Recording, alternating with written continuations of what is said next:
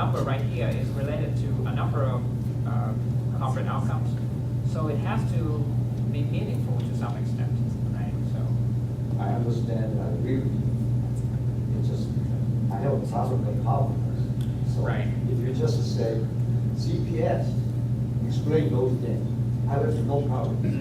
But if you say powerful. powerful, then I have a problem. Okay, let me direct your questions to Professor Babchak, who came up with this measure. He's a professor of law and economics at Harvard University. I'll be glad to forward your questions to him and see what he has to say. I'm just following his methodology.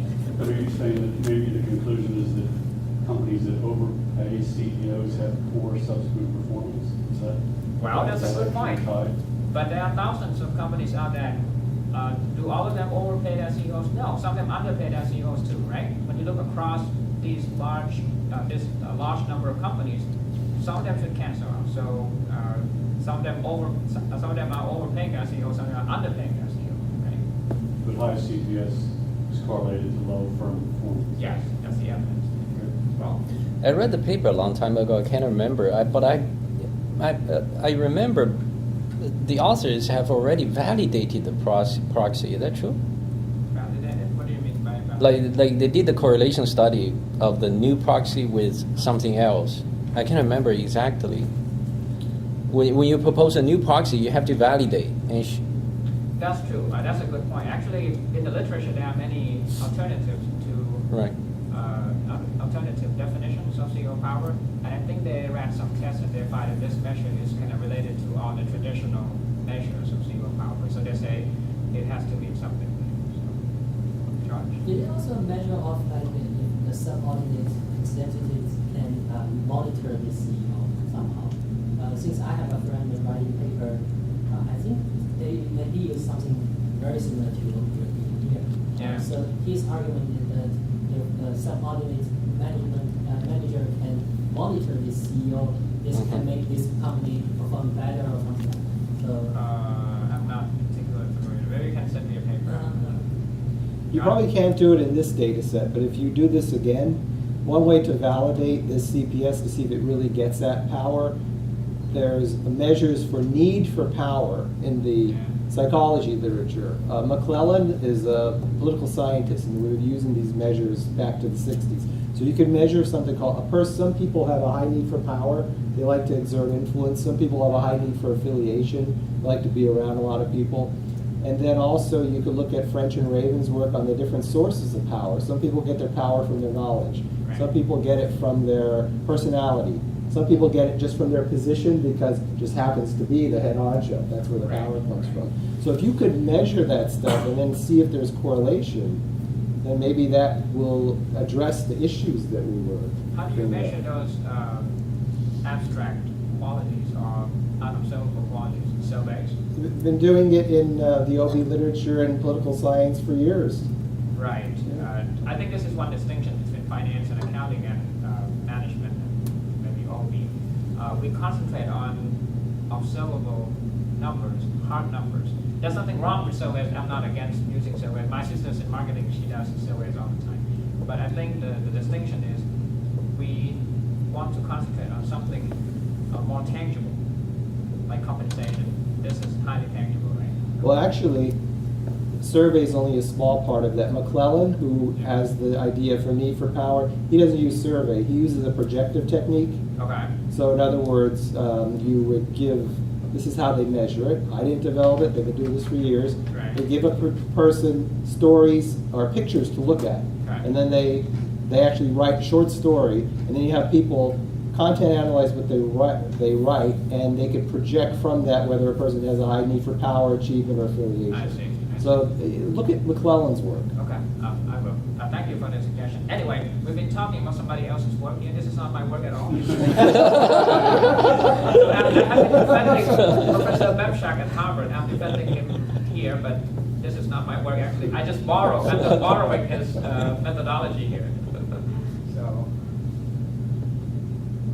all right, let's take a look at the sample formation. We have this database at Penn State with all kinds of compensation data. It's what we call executive compensation database here. CompuStat with financial statement data. was talking about earlier. Total compensation includes salary, bonus, everything basically. So everything, this is the total compensation. Dividend payouts. Well, I have this variable is the dividend paying dummy. So either the company is paying dividends or it doesn't. It's a binary variable. It's a dichotomy. It's a dichotomous variable. Either you pay dividends or you don't. Okay? And I have the second variable, which is a continuous variable. So I have total dividend payouts in dollars divided by total assets. Okay, let me show you the results here. Well, let me show you the framework here. Basically, on the left-hand side of the regression, I have dividend payouts as my dependent variable, and I have a number of control variables on the right-hand side, and I have the CO power, CPS to be specific, as my measure of CO power. And When you the other one, you measure the dividend payout as a ratio against the assets. right. What is that supposed to measure compared to, let's say, dividend payout ratio against the annual income? It could be, Because some company may have very large amount of assets. right. So you could use sales, you could use income, you could use a number of variables here. I'm just showing you one variable, but Because if they have a large amount of income, dividend payout can be large, even though dividend payout ratio is small. that's true. That's true. We can have alternative variables. So that's my regression framework, and you can imagine if the coefficient of CPS is negative, so that means the CEO doesn't like paying dividends. If the coefficient is positive, so that means he is in favor of paying dividends.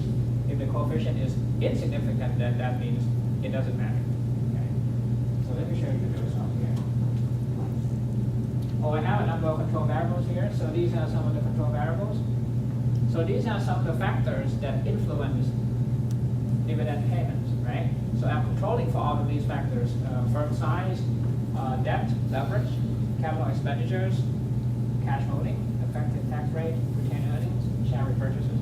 So I'm controlling for all of these factors here. Let me show you the results.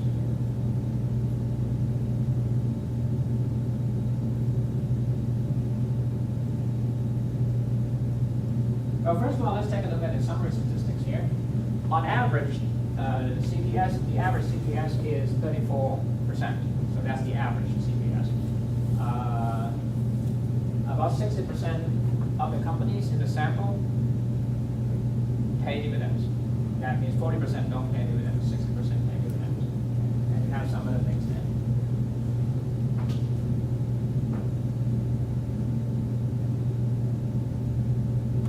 It's a little small, but let me show you here. The first model here. Oops. Oh, did something wrong.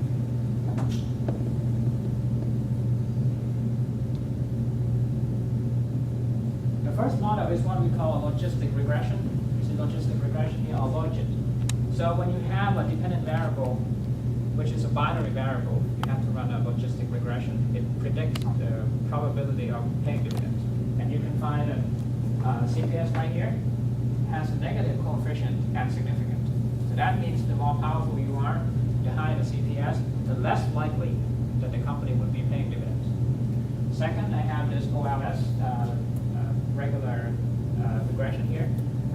The dependent variable is a continuous variable here, and I have another negative coefficient here. So that means among those companies that pay dividends, if you have a more powerful CEO, you pay lower dividends. George? Do you include firm fixed effect? Yes.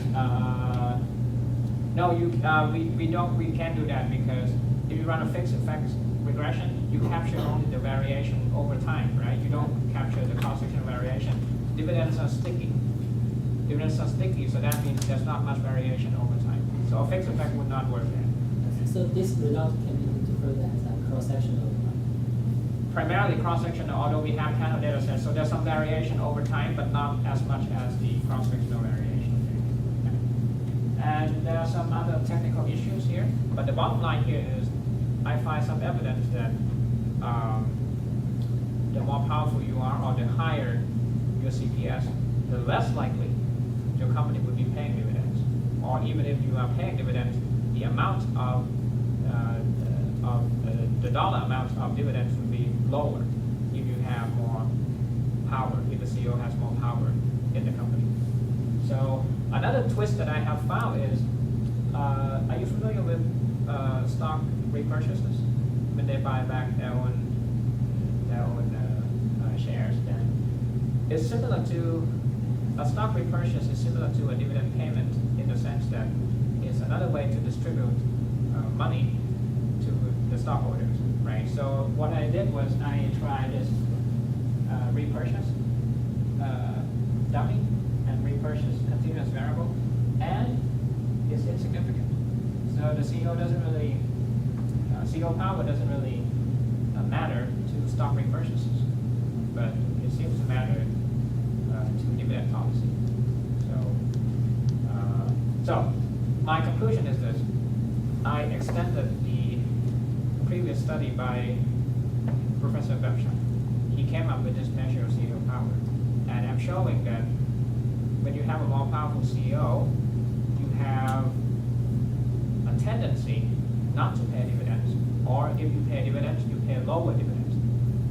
And my contention is, my argument is, maybe this is one way in which CEO power is hurting the company, because prior research has shown that high CEO power is hurting, is associated with lower firm value, right? So I'm showing that this could be a suboptimal dividend policy. So the CEO may be unwilling to sacrifice his free cash flow. He doesn't want to pay dividends. He wants to keep control of the free cash flow inside the company. This is why we see a lower tendency to pay dividends or lower dividend payments. How does that dividend have to do with free cash flow? Dividend has nothing to do with free cash flow. Because it's after, what do you mean? When you measure dividend from free cash flow, they don't measure. It is true. Technically, he's right, because the dividends are after. No, actually, it's before, because the definition here is the free cash flow is. Money available to all investors.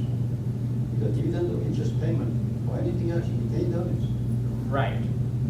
So it's not, paying more dividends has nothing to do with the measure of free cash flow. But then, if you pay dividends this year, you have to maintain the same level. I understand, but that's not Right. free cash flow issue, that's all I'm saying.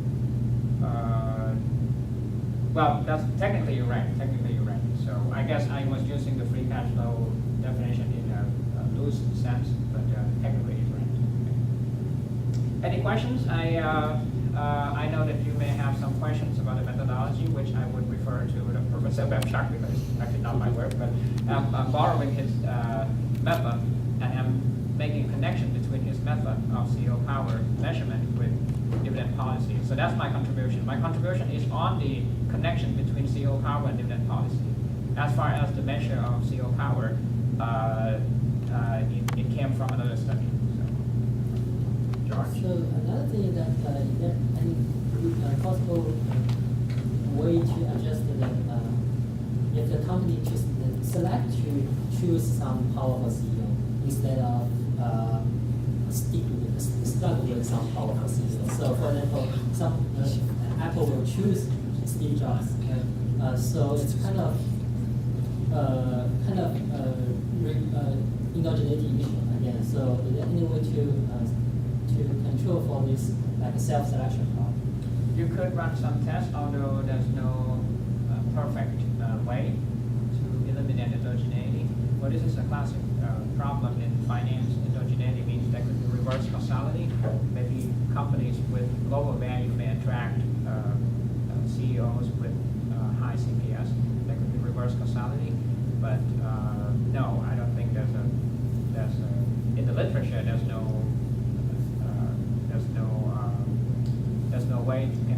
no way to eliminate heterogeneity completely. Since it's very difficult to imagine in a genetic paper, you don't have something to justify this. That's a good point, but of course they came from Harvard University. What do you do? I see. So, well, any questions or comments? All right, thank you very much for being here. I appreciate it.